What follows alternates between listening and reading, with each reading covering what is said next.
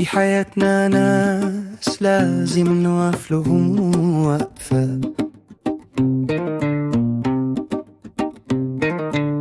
ناس من غيرهم الحياة تروح وقفة، ناس بجد مش كدابين زفة.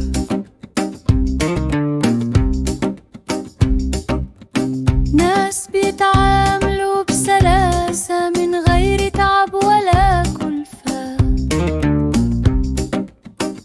مش زي ناس كدابين زفة.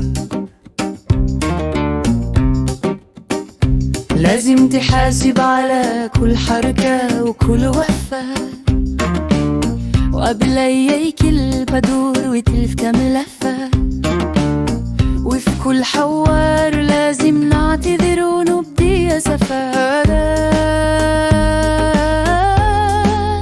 أتفه الأسباب تلاقي العلارة راحت وقفة، أما دي تعاملاتهم متعبة، تعاملاتهم جافة، وكل علاقتهم على الحركرك، على حف على حفة. بجد ناس مش بجد، دول كدابين زفة. أما اللي الدنيا تحلى بيهم ناس دوة وحفة، دول دايما يصححوا المساء ويعدلوا الدفة.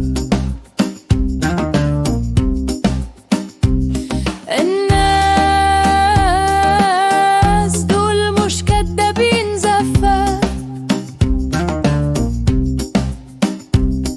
الناس دول في كفة،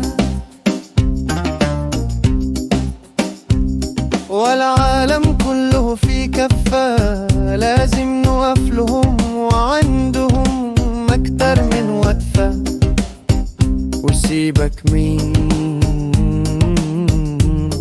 كدابين زفة. ده هي تشيل اللي عايزة خلفة.